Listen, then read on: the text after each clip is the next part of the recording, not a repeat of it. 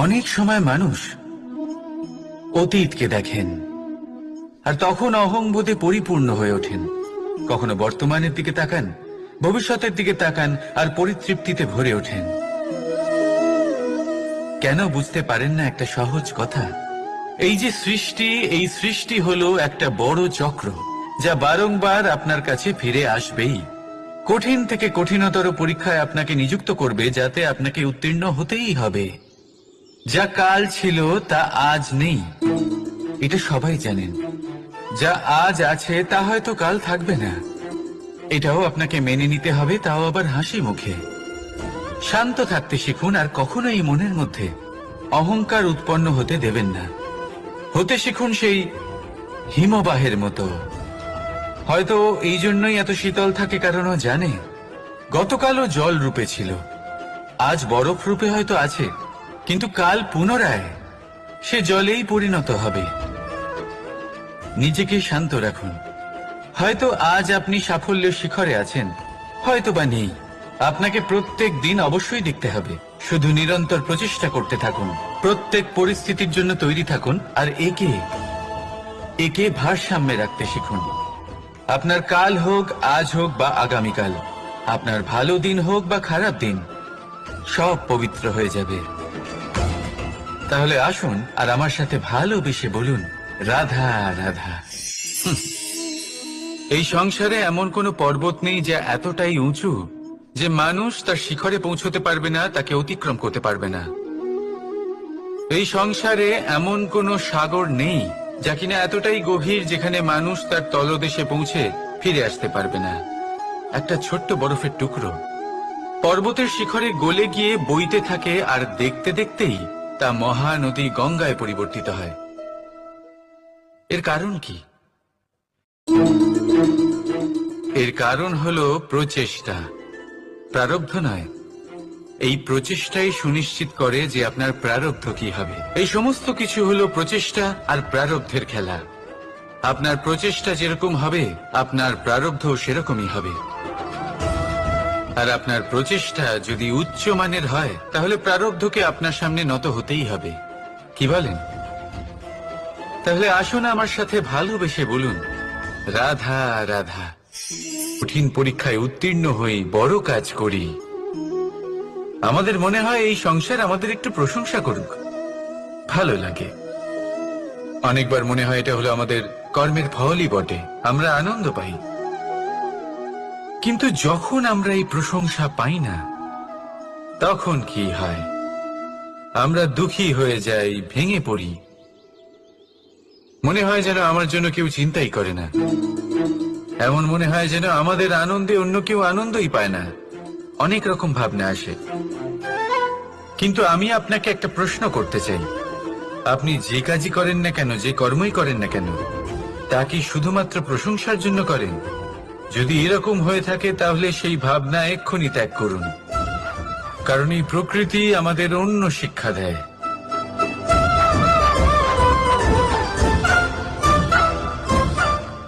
এই ফুলকে দেখুন, এই যে ফুলের সুবাস, যা আমার মনকে উচ্ছ্বসিত করে তোলে, মনে শক্তির সঞ্চার করে, এই সুগন্ধ। কিন্তু ভেবে দেখুন, ফুলের কিন্তু এই কাজ করার জন্য কোনো প্রশংসারই প্রয়োজন হয় না। এটাই হলো প্রকৃতির শিক্ষা। যিনি সৎ হন, সৎকর্ম করেন, তার কোনো প্রশংসার প্রয়োজন হয় না, কারণ ওনার কর্মই হলো ওনার সুবাস। মনে রাখবেন, আতর নকল ফুলে দেওয়া হয়, প্রকৃত ফুলের তার কোনো প্রয়োজন হয় না। সেইভাবেই আপনিও কর্ম করতে থাকুন শুভ চিন্তা নিয়ে। এই মনকে সব সময় শান্ত রাখুন, স্বচ্ছ রাখুন। যদি এরকম করেন, তাহলে আপনার কর্ম এমন সুবাস ছড়াবে যে আপনার জীবনে শুধু এবং শুধুমাত্র আনন্দই থাকবে। তাহলে এই আনন্দ সহকারে বলুন, রাধা রাধা। জীবন, এই জীবন আসলে কি?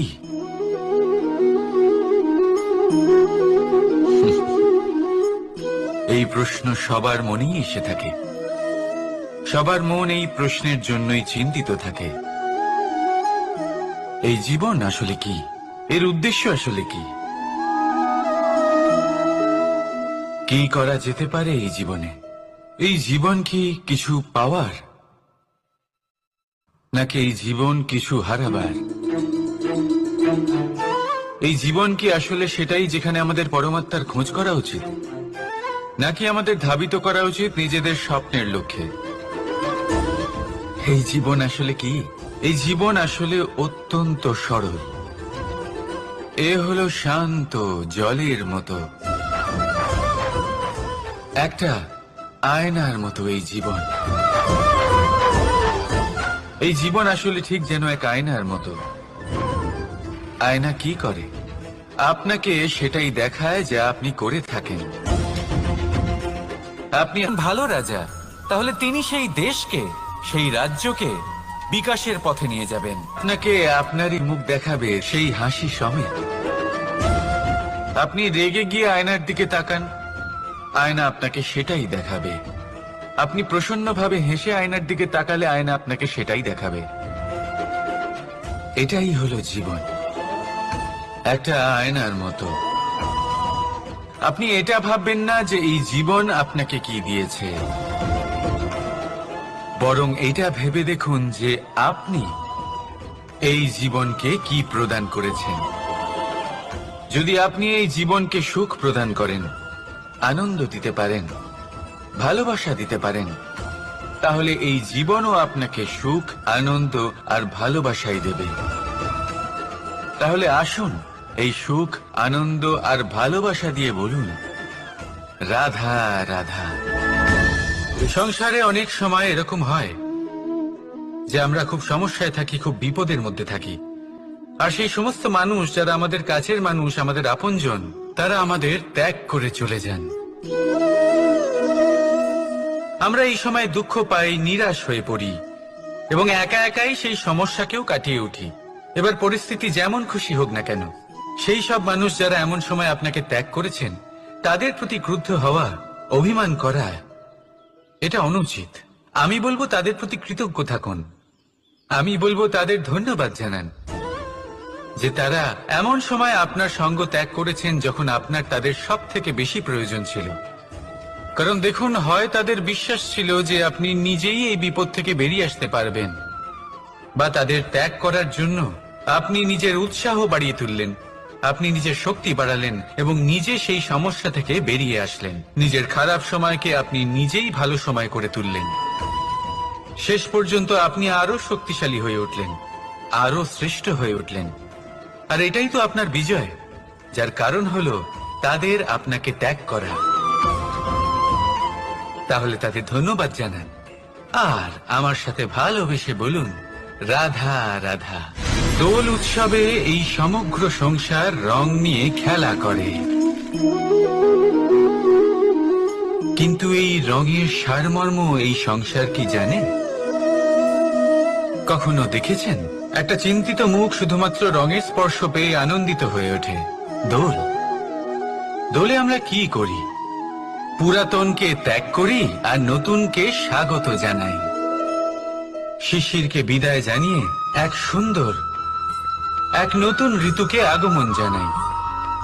দুশ্চিন্তা দূর করে আসার নতুন রঙে রঙিন হয়ে ওঠা, নিজেকে আনন্দিত করা, এটাই তো হলো দোল। এবার দোলের একটা ব্যাপার আছে, দুটো রঙে একসাথে রঙিন হওয়া যায় না। একটা রং উঠলে তবেই আরেকটা রং লাগা সম্ভব। আরো একটা প্রশ্নও রয়েছে, কোন রংকে তুলে দিয়ে কোন রং মাখানো যেতে পারে?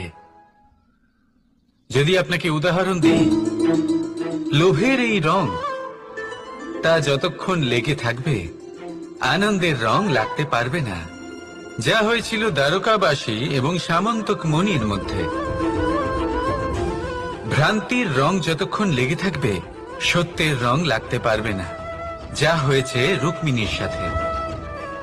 আর হিংসা, হিংসার এই রং যতক্ষণ লেগে থাকবে প্রেমের রং ততক্ষণ লাগতেই পারবে না, যা হয় আপনার আমার সবার সাথে।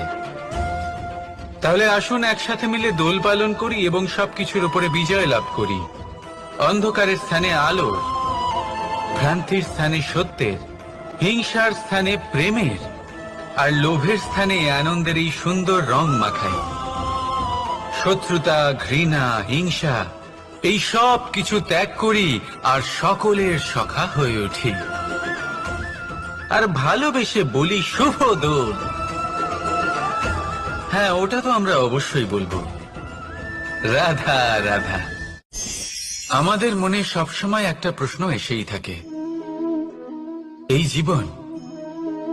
জীবন যা কিনা ঈশ্বর আমাদের দিয়েছেন, একটা জীবন। ঈশ্বর এক আত্মা দিয়েছেন পৃথিবীতে বাঁচার জন্য। যতদূর আমরা জানি আমাদের কাছে একটাই জীবন রয়েছে। আমরা ভাবি এই জীবন গুছিয়ে কিভাবে রাখা যায়। প্রত্যেক মানুষ ভাবেন যে আমি কি করি যাতে এই জীবনকে গুছিয়ে রাখা যায়, কিরকম কর্ম করব, কিরকম পুণ্য করব, কি ধরনের শাস্ত্র পড়ব যাতে আমি সেই জ্ঞান অর্জন করি যাতে জীবনটা সুন্দর করে তুলতে পারি। আমাদের সমগ্র জীবন কেটে যায় এই প্রশ্নের উত্তর খুঁজতে, সেই শাস্ত্র অধ্যয়ন করতে। এমন অনেক মানুষ তাও বুঝতে পারেন না। আসুন আজ আমি আপনাকে একটা সহজ কথা বলি, যার দ্বারা আপনি নিজের জীবন সুন্দর করবেন। জীবন, জিহ্বা, এদের দুজনেরই হলো একটাই রাশি। জিহ্বা অর্থাৎ আপনার কথা। এই কথাকে সংযত রাখুন, একে সুন্দর করে তুলুন, মধুর কথা বলুন, যতটা সম্ভব একে নিয়ন্ত্রণে রাখুন। আপনার জীবন সুন্দর। যদি মানুষের মনে প্রেম থাকে তাহলে ধরে নিন সে জীবিত রয়েছে, আর যদি না, কারণ এই শব্দ হয় অত্যন্ত শক্তিশালী। এটা হলো এমন এক বন্ধন যা আপনার সামনের মানুষকে আপনার ব্যক্তিত্বের সাথে জুড়ে দিতে পারে। তাই এই শব্দ সংযত রাখুন, একে সুন্দর করে তুলুন। আপনার জীবন আপনা থেকেই সুন্দর হয়ে উঠবে। আর আসুন এই মধুর সুন্দর অনুভূতি দিয়ে বলুন, রাধা রাধা। এই জীবন আসলে কি? এ হলো জন্ম থেকে মৃত্যু পর্যন্ত এই সময়। কিছু মানুষ এটা বলে থাকেন যে এই যে নিঃশ্বাস নিচ্ছি, এই হলো জীবন। আর প্রত্যেক ব্যক্তি, প্রত্যেক প্রাণী, তাদের নিঃশ্বাস নির্ধারিত থাকে, নির্দিষ্ট হয়ে থাকে। তাকে সেই নির্ধারিত নিঃশ্বাস নিতেই হয়, তারপর তিনি মৃত্যু লাভ করেন। কিন্তু এটা কি সত্যি? সত্যি কি মনুষ্য জীবন এই নিঃশ্বাসের উপর নির্ধারিত থাকে? এই নিঃশ্বাসের গণনাই কি মনুষ্য জীবনের অস্তিত্ব? কখনোই নয়। মনুষ্য জীবন শুধু কিছু নিঃশ্বাস নয় যা একদিন থেমে যাবে। মনুষ্য জীবন হলো সেই নিঃশ্বাসের মধ্যেকার সেই সময় যা দেখে অন্য কারোর নিঃশ্বাস স্তব্ধ হয়ে যেতে পারে। সেই মুহূর্ত যেখানে মানুষ আপনার মধ্যে সেই প্রেম দেখতে পারে, আপনার সাহস দেখতে পারে, আপনার শক্তি দেখতে পারে, আপনার চেষ্টা দেখতে পারে, আপনার পরিশ্রম দেখতে পারে, অন্যায় আর দুর্নীতির বিরুদ্ধে আপনার যুদ্ধ দেখতে পারে। জীবনে গুরুত্বপূর্ণ সেই মুহূর্ত, সেই সময় যেটা আপনি বেঁচে আছেন। সেই সময়ে আপনি এই সংসারের অন্য ব্যক্তিদের জীবন বাঁচার একটা দিশা দেখাতে পারেন, একটা প্রেরণা যোগাতে পারেন, শক্তি দিতে পারেন, আশা দিতে পারেন। তাই জীবনে এটাই করুন, এমন একটা জীবন যাপন করুন যা অন্যের জন্য আদর্শ হয়ে থাকে। এটাই করুন আর আমার সাথে ভালোবেসে বলুন, রাধা রাধা। আমরা সবাই নিজেকে স্বচ্ছ রাখতে চাই, আর দেখতে গেলে এটা হলো আমাদের কর্তব্যও বটে। এবার এটার জন্য আমরা কি না করি। যখনই আমরা সকালে উঠি তখন উঠেই আমরা দাঁত মাজি। দিনে যখনই আমরা সময় পাই কিছু সুগন্ধি খাদ্য খাবার চেষ্টা করি যাতে আমাদের মুখ থেকে দুর্গন্ধ না আসে, বরং সুগন্ধ আসে। এই পা দুটো আমরা শুদ্ধ রাখার জন্য, পবিত্র রাখার জন্য যখনই আমরা বাড়ির বাইরে যাই পাদুকা পায়ে দিয়ে যাই, আর যখন ফিরে আসি আমরা জল দিয়ে পা ধুয়ে নিই। মনে রাখবেন, সেই ব্যক্তির মুখ হলো সব থেকে বেশি পবিত্র যে মুখ দিয়ে ঈশ্বরের নাম নেওয়া হয়, যার বাণী হলো অত্যন্ত শুভ, যা মানুষের পথ প্রদর্শন করে, যা মানুষকে শান্তি দেয়। যদি এই হৃদয়কে আপনি পবিত্র করতে চান, তাহলে মানবতাকে বুঝতে হবে, মানুষের দুঃখগুলিকে বুঝতে হবে, তবেই এই হৃদয় পবিত্র হবে। এই পা দুটো যদি আপনি পবিত্র করতে চান, তাহলে কোনো তীর্থস্থানে যান। ওখানে হয়তো আপনি জানেনও না যে কতজন সৎপুরুষ, কতজন মহাপুরুষ এসেছেন।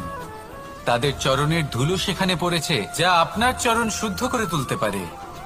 যদি এই হাতগুলি আপনি পবিত্র করতে চান, তাহলে এই হাত দিয়ে শুভ কর্ম করুন, দান করতে শিখুন।